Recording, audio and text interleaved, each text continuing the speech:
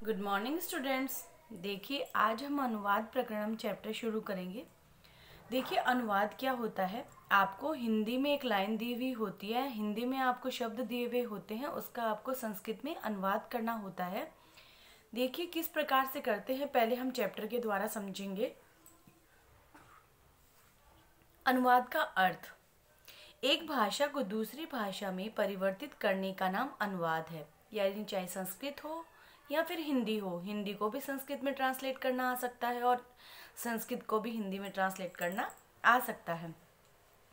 संस्कृत वाक्यों में कर्ता, क्रिया, कर्म आदि के नाम के स्थाक्रम स्थिर नहीं है, यानी किस प्रकार से इनको चेंज करना है इसका कोई नियम नहीं है।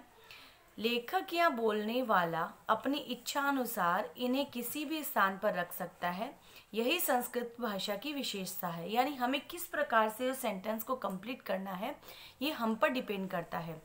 यह कारक प्रधान होता है। कारक का मतलब आप समझते हैं कि जैसे ने, को, से, के लिए, से, का, के, की, में, पेपर, हे, अरे, ओ, इस तरीके से हमें कहाँ पर क्या करना है हम उसके अकॉर्डिंग यानी कारक के अकॉर्डिंग करते हैं। अवयवों को छोड़कर कोई भी शब्द या धातु ऐसी नहीं है जिसका बिना रूप चलाए प्रयोग किया जाता है। यानी अवयव ही एक ऐसी धातु है को छोड़कर, यानी अवयव को छोड़ दो, उसके बाद में कोई भी धातु हो जिसका रूप बने बगैर हम प्रयोग नहीं कर सकते, अनुवाद चेंज नहीं कर सकते। अतः वचन, विभक्ति व पुरुष का ज्ञान परमावश्यक है। यानी हमें विभक्ति भी आनी चाहिए, वचन का पता होना चाहिए। एक वचन है कि द्विवचन, विभक्ति भी हमें पता होनी चाहिए और पुरुष को प्रथम पुरुष है, मध्यम पुरुष है, उत्तम पुरुष है, हमें उसका भी ज्ञान आवश्यक है। इसके अलावा अनुवाद निरंतर अभ्यास की प्रक्रिया है, यानी हम जब बार बार अनुवाद करते हैं तो उसके अकॉर्डिंग हमें अच्छे से समझ में आते हैं। किसी भी कार्य में दक्षता प्राप्त करने के लिए अभ्यास की अत्यधिक आवश्यकता होती है। अभ्यास करने से प्रत्येक कार्य सरल हो जाता है। छात्रों को चाहिए कि वे प्रतिदिन दिए गए नियमानुसार कुछ हिंदी के वाक्यों को संस्कृत में अनुवाद कर अपने शिक्षकों को दिखाकर अपनी कमियों को दूर कर दक्षता प्राप्त करें। देखिए, आपको इसके लिए क्या करना आवश्यक है कि आप बार बार सेंटेंस कंप्लीट करते रहिए, जिससे आपको अनुवाद करने में परेशानी नहीं होगी। अब देखिए, अनुवाद करने के लिए हमें कौन कौन से आवश्यक निर्देश है जिनको ध्यान में रखना होता है। किसी वाक्य का संस्कृत में अनुवाद करने से पूर्व उस वाक्य में कर्ता, क्रिया और कर्म के साथ साथ काल एवं अन्य कारकों के बोधक चिन्हों की भलीभांति समझ लेना चाहिए।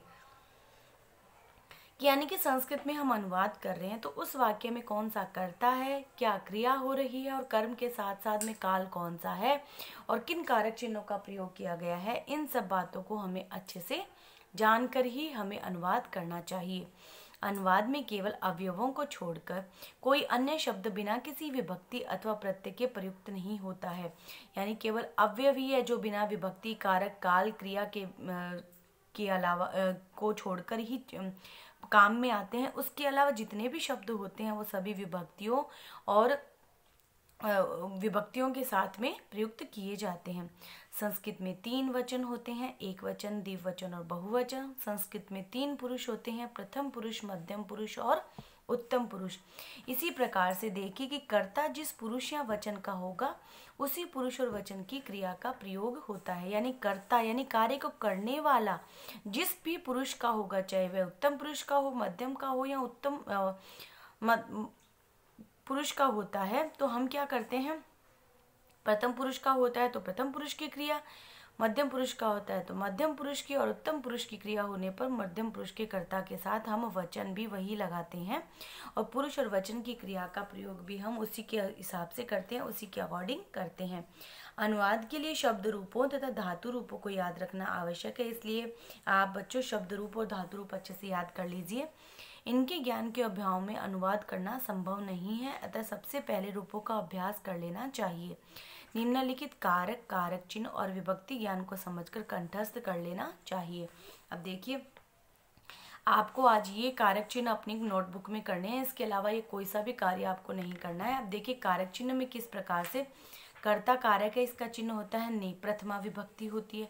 कर्म को द्वितीया विभक्ति, करण से तृतीया विभक्ति, संप्रदान के लिए चतुर्थी, आपादान से पंचमी, संबंध का के रारेरी षष्ठी विभक्ति, अधिकरण में पर सप्तमी विभक्ति, संबोधन हे अरे ओ संबोधन।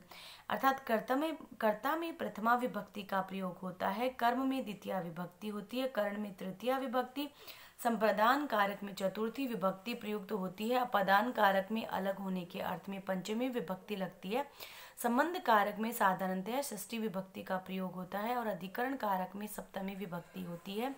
संबोधन कारक में संबोधन विभक्ति का प्रयोग किया जाता है और अनुवाद करने से पूर्व वाक्य में होने वाले काल का निर्णय कर उसी की सूची के अनुसार क्रिया का प्रयोग किया जाता है। यानी कि सेंटेंस में कौन सा काल दे रखा है, भूतकाल है, वर्तमान काल है या भविष्य काल है, कौन सा काल दे रखा है, हम उसके अकॉर्डिंग ही क्रिया का प्रयोग करते हैं।